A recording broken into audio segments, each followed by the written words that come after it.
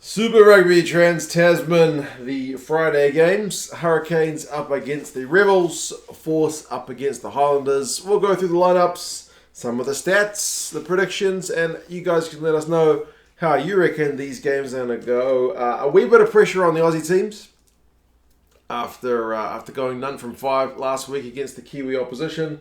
Kind of a bit of contrast though in the two Aussie teams playing this weekend.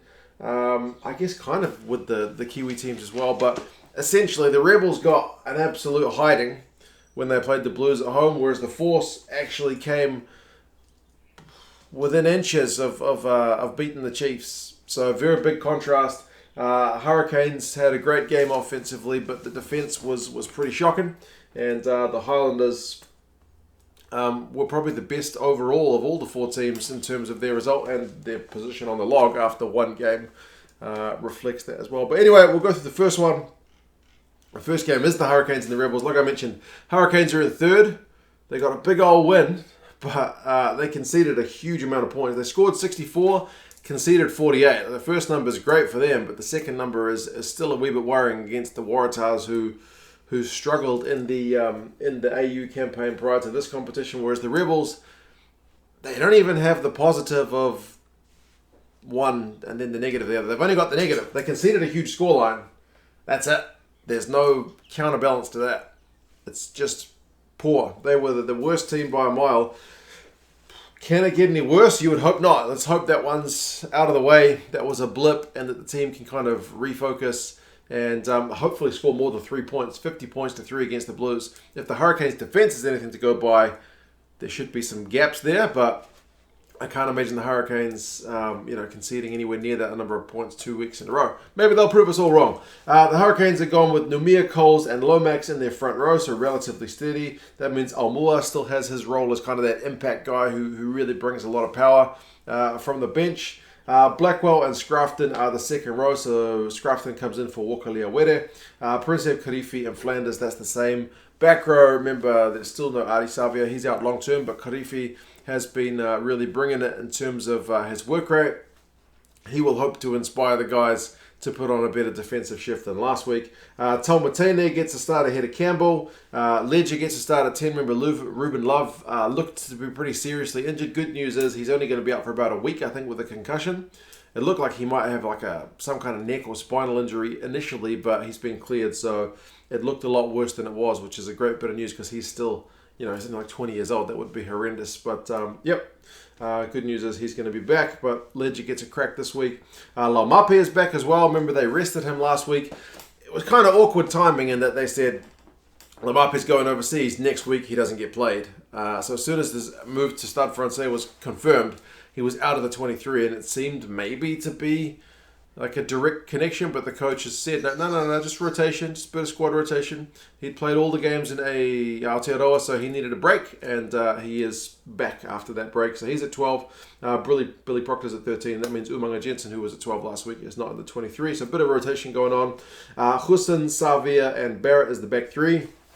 Iose is the man conspicuous in his absence. So Goosen gets a crack. Goosen, I do rate Goosen, but he's been kind of quiet in the Aotearoa season, so he could certainly use a big game as well. Interestingly, they've got only the two backs on the bench in Vicinia and Roigard. Otherwise, it's all forwards. Aumua, Rakete-Stones, Fidow, Mitchell, Iose, and Evans as well. So yeah, maybe they're just going to look to really dominate things up front against the Rebels. The Rebels have kept things kind of similar. A few changes, some good guys back from suspension. They've got Iose and Elof as the front row. Those guys are going to have to do a lot better than last week. Last week, the Blues absolutely went to town on the Rebel scrum. I would say it can't get worse. I would think the Blues scrum is maybe better than the Hurricanes one. Certainly with the manpower. I don't know about statistically, because the Blues scrum statistically last season, or the Aotearoa season, didn't do that well. But they've got some big names. I would say bigger names in the Hurricane scrum, so maybe. Leota and Hosea are the second row. Remember, Hosea's back from back from suspension, so that's a bit of good news. Likewise, Nasirani's back at number 8, also back from suspension, alongside Kemeny and Wells. So Hardwick drops to the bench.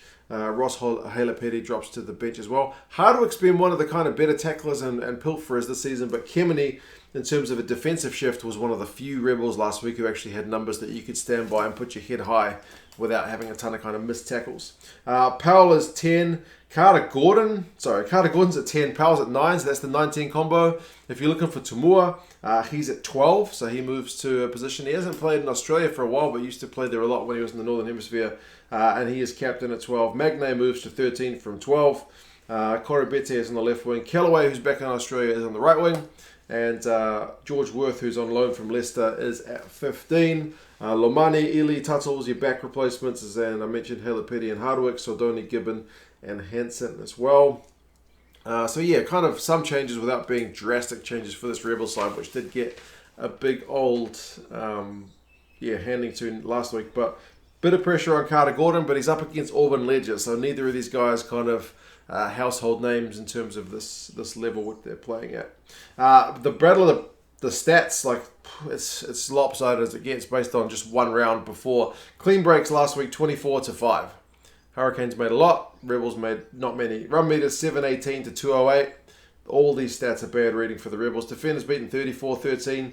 Tackling stats, the Hurricanes unbelievably somehow are at 88%, whereas the Tars are at 70. The Rebels are at 79.4. The only team they are above is the Tars. Yeah, they're 9th. So despite the fact that the Hurricanes conceded almost 50 points, the tackling percentage is actually strongly placed. But it's one of those kind of ones where you got to look into the stats and just see how many clean breaks the other team generated rather than actually just beating defenders, because guys weren't even making the tackles. Lineouts also, the Hurricanes were at 100%. The Rebels were at 72, dead last. And the scrums, Canes at 100%. 7 teams were at 100 to be fair. And the Rebels were at 71%, dead last. So she's not looking too good on paper for the Rebels, but the game fortunately is not played on paper. It's going to be played in Wellington, and hopefully it's a better game than what it would indicate here. There's certainly a better performance in that Rebel side than what we saw last week, and likewise the Canes have certainly got some improvements to make as well. The Rebels will be on one less day rest than the Hurricanes, having played on a Saturday, whereas the Hurricanes played on a Friday last week. Predictions. The bookies have got the Canes by a whopping 25. Rugby forecast algorithm's a little bit more conservative, but still says 17 points. The next one is the Force and the Highlanders. And like I mentioned, the Force of all the Aussie teams were actually one that put in a pretty bloody good showing, man. You can find all the excuses that you want for the Chiefs. They played in the final. They'd been on a long plane trip. But either way, take nothing away from the Force side, which as I said, came within one goal kick of beating the runner-up in the New Zealand Conference, and then 19 points to 20 loss to the Chiefs. The Highlanders, though I mentioned, were pretty good. 40 points to 19 winners over the Rebels. They are Reds. They are second overall. And this one looks to be a pretty fascinating one, because both these teams, in terms of their form or trajectory, seem to be doing a pretty decent job. The Forces lineup looks pretty stable, man. Robertson, Kautu'u, and Medrano is the same front row. Thrush and Tamani, second row. Remember, Thrush, line-out time, was putting in a huge shift, and he's talking up, trying to frustrate the opposition for this one. Fergus Lee Warner is back to the back row. Koteka is at 7, and Anstey is at 8. There's a lot of tackling in that Forces back row, you'd have to say. Kubeli and McIntyre is 9-10. I know Miotti's leaving at the end of the season, but I still reckon Miotti needs to start. But anyway, McIntyre's your guy. Tafu and Godwin is the midfield. Remember, Godwin's defence has been huge. There's still no sign of Kurandrani yet. Remember, he is serving a suspension. Oluwafela and Kahui are 11 and 14 respectively. And Ngani is there at 15. So pretty experienced one. Oluwafela's your young fella. But then Kahui and Ngani doesn't get a lot more experience than those two guys. Reedy, Wagner, Holmes, Macaulay, Stunder, Pryor, Miotti, and Strachan are on the bench. Remember, Pryor also came off the bench last week and really added a bit of zip to the Forces attack. And it's one area that they do need a bit of zip. I've been a little bit critical of Pryor at the start of the AU season when he eventually got benched in favour of Kubeli. But to his credit, man, he had a really good game when he came on last week. For the Highlanders, a few changes, you'd probably say positive ones overall. Johnston, Dixon, and Tokolahi is the same front row. Parkinson, is alongside Bryn Evans in the locks. When Bryn Evans was on the bench last week, so he gets a start and he is pretty dynamic. So the Force's defence will have to be sharp looking out for him. Also, Shannon Frizzell's back off the field stuff, kept him off the field last week, but he is back in the squad in his familiar 6 jersey. Harmon's at 7, and with Renton being back, also Frizzell being back, it means Renton moves to 8. Jimeno drops to the bench. Good back rower to have on the bench, man. The fact that you can drop Jimeno because he's been in great form. Harmon made a ton of tackles last week. Speaking of teams with a lot of tackling, like the Force's back row is going to have tackling across the 3 positions, whereas Harmon, in theory, will do the lion's share for the Highlanders. It's just his role. Smith and Hunt's the 19 combo. Gregory and Collins the same midfield as last week as well. Nadeki was finding all kinds of space last week, so he's a guy that they'll have to watch. But he's got a pretty experienced guy in old Richard Kahui monitoring him. Tompkinson's still on the right wing and Gilbert's still there at fullback. Josh Dixon drops to the bench. Josh Ioane is back onto the bench after missing out with a leg injury last week. Punivai, Hamilton, Hoddick de Groot, Coltman, etc. for the Highlanders. Lenchester's out of the 23. But yeah, the travel, maybe that's a factor in this one. But remember, the Highlanders have had an extra day's rest because they played on a Friday. So kind of evens out, you would hope. The battle of the stats between these two sides. Highlanders scored 6 tries last week, the Force 3. So you would give that to the Highlanders. Likewise, clean breaks. Pretty similar. Run meters. Interesting one. I was having a look at the run meters. But I looked at the Force's carries. The Force make a heap of carries. But don't have the same position on the log as their run meters. So average run meters per carry for the Highlanders is a very tidy 4.1, which is like an average that you want. You want 4 or above really to be going forward, whereas the Force is still at 2.8, which is a little bit concerning. It's that kind of zip they miss on attack, but there's no questioning them on defense. Tackling percentage for the Force is 85.6, the Highlanders 92.4, so they are first, actually, the Highlanders. They did a supreme job last week, and the Force are 5th overall, but the top of the Aussie teams. And it was an area where the New Zealand team seemed to find that bit of extra space against the Aussies last week, but not so much against the Force. The Force really kind of clamped down on it and came through with really good numbers. Lineouts are pretty similar, 5th and 6th, with the Highlanders being 5th and Force 6th in the competition. Scrums is a little bit of an area of concern. The Highlanders were one of those 7 teams which had 100%.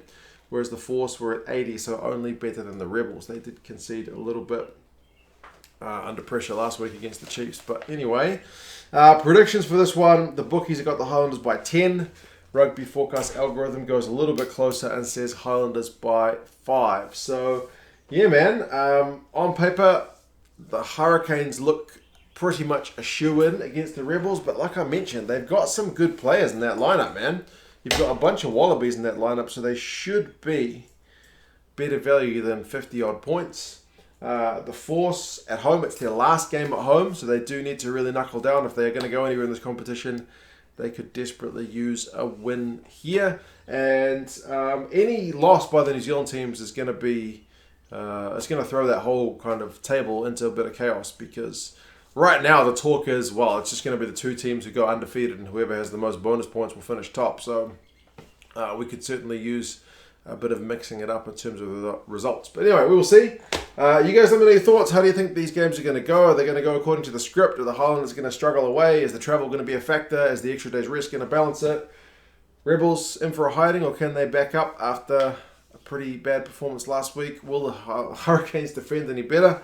You guys let me know your thoughts, and I'll talk to you again soon. See you later.